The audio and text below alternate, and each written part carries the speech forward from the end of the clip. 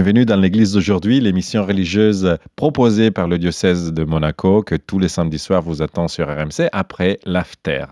Si en ce samedi 21 mars, vous avez remarqué que quelqu'un portait des chaussettes dépareillées comme celle-ci, ne vous inquiétez pas, tout va bien, c'est normal. En effet, le 21 mars marque le début du printemps, tout le monde le sait, mais aussi c'est la journée mondiale de la trisomie 21.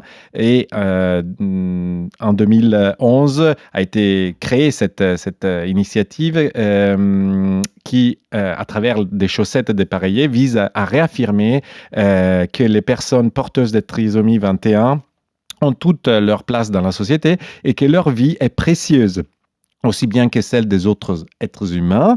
Et donc, c'est tout à fait intéressant de se rappeler qu'ils sont là et ils sont précieux comme tout le monde.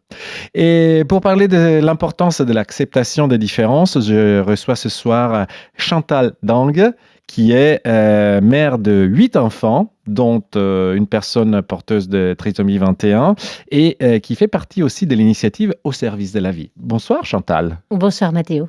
Alors, je vous propose tout de suite de commencer avec une question provocatrice. Bon, comment vit-on avec un enfant porteur de trisomie 21? Parce qu'on a des faux mythes et peut-être des mauvaises informations. Est-ce que c'est différent que vivre avec un enfant non trisomique? Alors, un enfant est un enfant. Comme vous l'avez dit, le Seigneur m'en a donné 8 et chaque enfant est vraiment différent. Un enfant porteur de trisomie 21 a ses spécificités, ça c'est sûr. D'abord, c'est une petite fille, elle a surtout bouleversé notre vie de manière extrêmement positive et dure.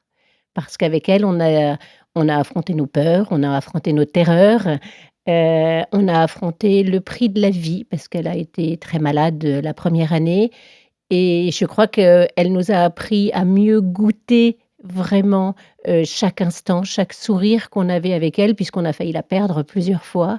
Du coup, ce n'est pas facile d'élever un enfant porteur de trisomie parce que surtout dans le monde actuel, la difficulté n'est pas forcément sa trisomie, mais la difficulté d'intégration. On en parle beaucoup, mais ça reste compliqué. L'école, la scolarisation, quand un enfant pense ou réfléchit différemment, c'est toujours très compliqué.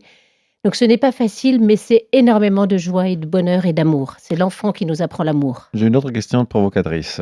Avez-vous choisi avec un peu d'insouciance, vous pensez, de continuer la grossesse quand on vous a annoncé que cet enfant était porteur de trisomie 21?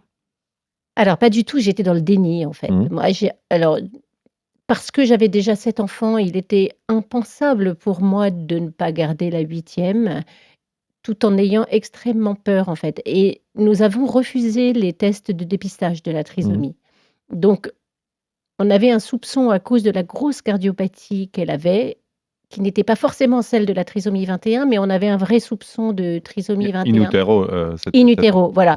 Mais on n'a jamais voulu la confirmer, partant du principe que notre enfant était notre enfant et qu'on l'aimerait comme elle arriverait malgré mes terreurs. J'avais un mari très solide, moi j'étais beaucoup moins à côté.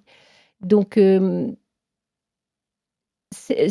voilà, ce n'est pas de l'insouciance. J'ai même été effondrée quand j'ai découvert, je rêvais de dire au médecin qu'il s'était trompé. Ma question était provocatrice justement parce qu'on a tendance à penser aussi que parfois chez nous les catholiques, on est un peu dans le monde de bisounours et donc tout va bien, tout est merveilleux, etc.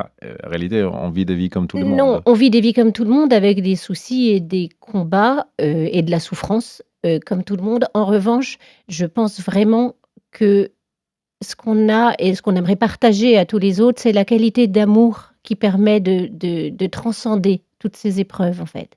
Et ce serait à refaire.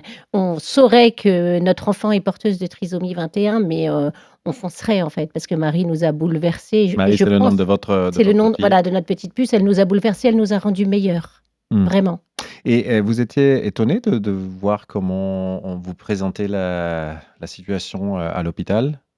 Je trouvais la possibilité perpétuelle, enfin tout le long de la grossesse jusqu'à encore la veille de la grossesse, la possibilité d'interrompre cette grossesse extrêmement lourde à porter. Mmh. Lourde parce qu'elle jouait C'est-à-dire qu'il y avait comment dire? Des propositions assez régulières, assez régulière quand on fait les d'interrompre la visites et grossesse, les échographies? voire même à la fin, je me rappelle la dernière échographie, Marie était en détresse fœtale, elle est née prématurée Mmh. et les médecins nous disant: «Bon, on a compris, vous voulez pas d'avortement, mais si vous voulez, on va pas la soigner, elle va mourir naturellement». Mmh. Et j'ai trouvé ça scandaleux, en fait, que sous un soupçon de maladie chromosomique, on propose de ne pas soigner un être humain. J'étais à 7 mois de grossesse. Ça m'a profondément bouleversée. Soigner une fois née? Oui. Mmh. Votre expérience avec, cette, grossesse, est-ce que vous a amené justement à intégrer cette initiative, au service de la vie? Et d'ailleurs, de quoi s'agit-il? Oui, tout à fait. En fait, je me suis rendu compte que j'avais peur, que j'étais terrifiée, que le monde médical me terrifiait. J'avais peur du handicap, j'avais peur de la trisomie. Je ne savais même pas ce que c'était que la prématurité. C'est un peu idiot, mais j'imaginais un bébé pas forcément fini et toutes ces terreurs qui m'ont envahie, j'ai pu vraiment, les dépasser grâce à mon mari. J'avais Mmh. quelqu'un de solide à côté de moi et je me suis dit quand j'ai vu naître cette petite enfant qui était parfaite, qui était un petit bébé, loin de tout l'imaginaire très négatif que j'avais développé. C'était une petite puce, très semblable à tous les autres enfants, pleurant et voilà. Je me suis dit: «Mais combien de femmes, heu, à cause de leur terreur, vont prendre une décision qu'elles regretteront toute leur vie? Combien de femmes ne vont pas avoir la joie de connaître tout ce qu'on peut connaître avec notre petite puce, Même parce qu'elles même n'ont quand, pas été accompagnées?» même quand il s'agit d'une grossesse, après un viol?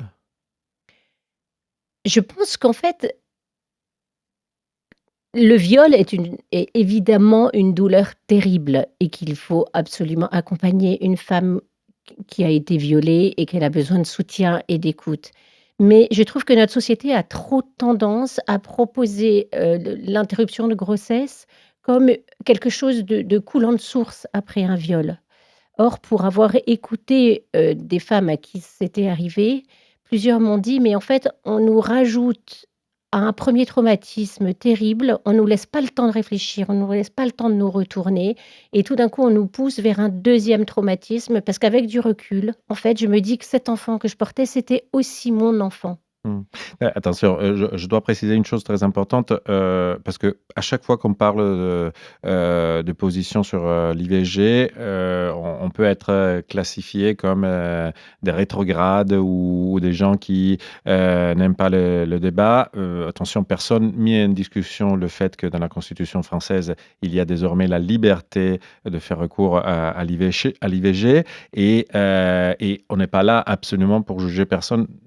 Parce qu'on n'est pas on connaît pas la situation qui vivent beaucoup de femmes qui font recours à l'avortement et on peut pas juger. Enfin, moi On ne personnellement, on ne doit on ne pas doit pas juger. Le «tu ne juger jugeras pas» s'applique aussi bien, exactement. j'allais dire, que pour les catholiques s'adressant enfin, en tant que catholique m'adressant à une catholique, que le «tu ne tueras pas», en Oui, fait. Je les 2 tiennent dans la balance, ce n'est pas à moi de porter un jugement oui. quelconque sur la situation. Surtout, beaucoup de femmes que j'ai pu écouter, sont avant tout des victimes Mmh. de tout ce qu'elles vivent. Enfin, de pression du conjoint, Plusieurs, situations, de situations matérielles heu, compliquées, d'angoisse, de subjectives. peur du Ouais. lendemain. Qui suis-je Aussi pour liées au juger travail peut-être, à tout, en mmh. fait? Et qui suis-je moi pour juger de la situation individuelle de quelqu'un?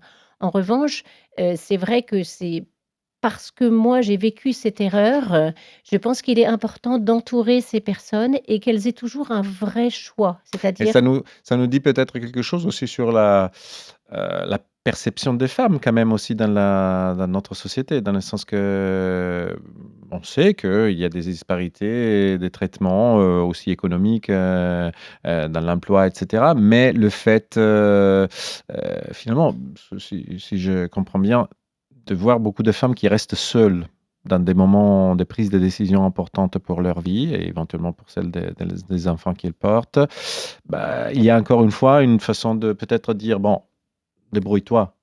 Il y a ça, il y a aussi des femmes qui subissent nous, on a beaucoup d'écoutes de femmes qui subissent des chantages. Mmh. C'est ou le bébé ou moi, en Mmh. fait. Et du coup, on a cette inversion qu'on peut, souvent entendre dans l'écoute: «Je suis une égoïste parce que je voudrais le garder et que monsieur n'est pas prêt». Et je précise une chose, si j'ai bien compris, l'initiative au service de la vie s'adresse d'abord aux catholiques. Exactement, OK. Pas exactement. tout le monde, mais donc ça Elle est veut dire que née ces discours que vous entendez proviennent aussi des femmes catholiques? exactement. OK. Et ce qui Qu'on juge pas, hein, attention, on le non, non, redit encore une mais on ne fois. juge en fait, on n'est pas Et là pour juger. voilà. Il y a 2 choses, c'est qu'en fait, notre expérience d'écoute dans le monde nous met au creux de la souffrance, au cœur de la souffrance et nous, notre but, c'est justement cette liberté de la femme qui reste pour nous, un point indiscutable et à qui on doit, pour qu'elle soit libre, proposer des solutions et des alternatives de manière systématique. Comme ça, elle fait son choix, elle le fait librement, mais elle le fait pas parce qu'elle n'a pas d'autre Mmh. solution. Mmh. Quand on s'adresse au service de la vie, on s'adresse effectivement à des femmes catholiques parce qu'on s'est rendu compte au fur et à mesure de nos écoutes que beaucoup, de jeunes femmes catholiques se retrouvent, confrontées à une situation de désir d'avortement et que leur foi, en fait, est, fragile et qu'elles ont besoin d'être soutenues et parfois même leurs familles sont assez fragiles. Donc l'initiative au service de la vie, c'est vraiment elle s'adresse aux catholiques pour les renforcer un peu sur ces sujets de la vie et qu'elles trouvent dans leur foi beaucoup plus de force, heu, qu'elles n'en trouvent actuellement. C'est une autre confirmation de ce que je disais tout à l'heure, que les catholiques sont des personnes normales comme tout le monde. Les chrétiens, plus en général, sont des personnes normales comme tout le monde, qui vivent une vie faite aussi des drames et aussi des décisions difficiles à prendre. D'ailleurs, permettez-moi, on parlait tout à l'heure de la liberté constitutionnelle d'avorter en France, qui a été intégrée justement dans la Constitution l'année passée. Mais à Monaco, le 19 novembre 2025, Son Altesse Sérénissime, le Prince Albert, a déclaré dans une interview accordée à nos confrères de Monaco Matin, il a déclaré, je cite, qu'il ne sera pas donné suite, fin des citations, à la proposition de loi du Conseil national, c'est-à-dire le Parlement de Monaco, adoptée en mai 2025, qui visait à autoriser l'IVG jusqu'à 12 semaines dans la principauté de Monaco. Que pensez-vous du fait que il y a quand même une attitude peut-être monocouleur, on peut dire comme ça, sans nuance quand on parle de ces sujets, aussi bien que quand on parle je sais pas, des questions plus politiques. On a l'impression que aussi sur l'avortement, on a des positions très politiques, un peu comme quand on doit décider l'imposition fiscale plutôt que des alliances avec des pays, etc. Je trouve ça malheureux, en fait, parce que la question de l'avortement ne devrait pas être une question d'ordre politique, en fait. Hmm. Et que le prince ait pris cette décision à Monaco, parce que c'est un État qui est lié à l'Église catholique Oui, parce et que pas la religion d'État à Monaco, voilà, naturellement, toutes les autres religions sont comment dire, admises, c'est ça, etc. mais le catholicisme est religion d'État, donc c'est en cohérence avec ce lien étroit qu'il y a entre l'État et la religion catholique.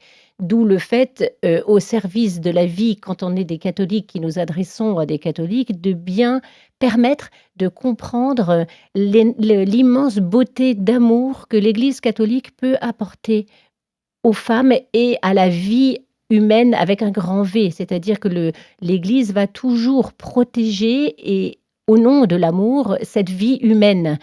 Et ce message qui malheureusement politiquement est très mal reçu, à partir du moment où, en tant que catholique, on accepte cette vérité qui est quand même scientifique, c'est que quand une femme est enceinte, elle attend un être humain et ni un haricot vert, ni un lézard.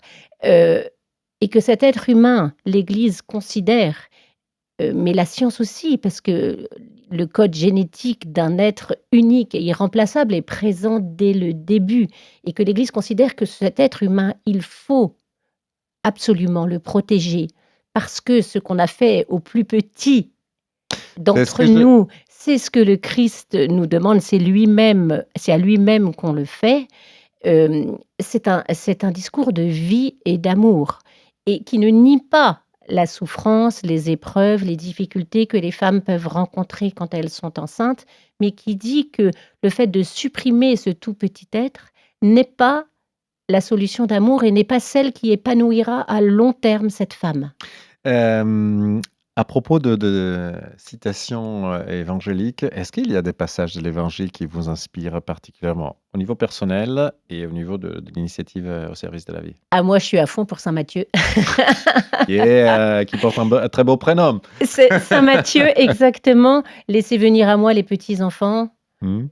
si vous ne ressemblez pas à l'un de ces petits, vous n'entrerez pas dans le royaume des cieux. Leur ange contemple la face de Dieu au ciel». Pour moi, c'est celui qui se fera, à la ressemblance de ce petit enfin, pour moi, c'est tout est dit, Oui, parce fait. que ça, je l'explique un peu pour nos auditeurs, d'ailleurs, n'hésitez pas à me corriger. En fait, ce passage de l'Évangile explique que, il faut être vraiment très simple et très innocent comme le sont les enfants pour, pouvoir accéder au royaume des cieux. Dans le sens que, il faut pas faire tout un fromage, il faut pas compliquer les choses.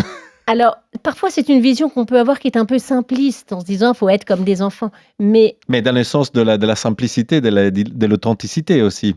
c'est vraiment dans le sens de la confiance, Mmh. je crois. Il y a un enfant, il est dans la confiance. Un nouveau-né, moi, c'est quelque chose avec mes 8 qui m'a marqué de se dire: «Mais ils sont tellement fragiles et il suffirait d'une colère, enfin, il suffirait d'un rien Mmh. pour mettre fin». Ils sont donnés, Mmh. comme le Christ a été donné. Finalement, l'enfant porteur de trisomie, encore plus, je crois, pour moi, est un peu une figure christique dans le sens que il ne brillera pas par ses performances intellectuelles, physiques, dans le monde. En revanche, il peut briller par une qualité d'amour. Il est là pour aimer et pour être aimé. D'ailleurs, vous me faites penser aussi à l'histoire d'une, petite fille qui n'est enfin, je ne sais pas exactement si elle est déjà sur le chemin de la canonisation ou en tout cas elle s'approche à la vénérabilité, donc les débuts du processus de canonisation, qui était une fille, trisomique. Voilà, je crois qu'il y a un procès qui est en route, Steven et Sabrina Gunnell en parleraient beaucoup Qu'on a mieux que reçu moi. ici. Voilà, bah, je sais pas, voilà et qui sont en ce moment avec leur dernier documentaire, très, très mis en valeur, mais ils ont fait effectivement un documentaire sur cette petite fille qu'ils ont appelée enfin qui s'appelle Claire M. Et qui est effectivement morte en odeur de sainteté et ce serait magnifique pour l'Église que de mettre en valeur effectivement cette, Est-ce que dans le travail d'initiative, au service de la vie, vous, comment dire? Vous vous basez aussi sur les paroles des papes? Parce que, encore pour, citer une, prise de position du pape, Léon XIV, je cite: «Lors du discours au corps diplomatique en début de 2026, il a dit, je cite: «Il faut rejeter catégoriquement les pratiques qui nie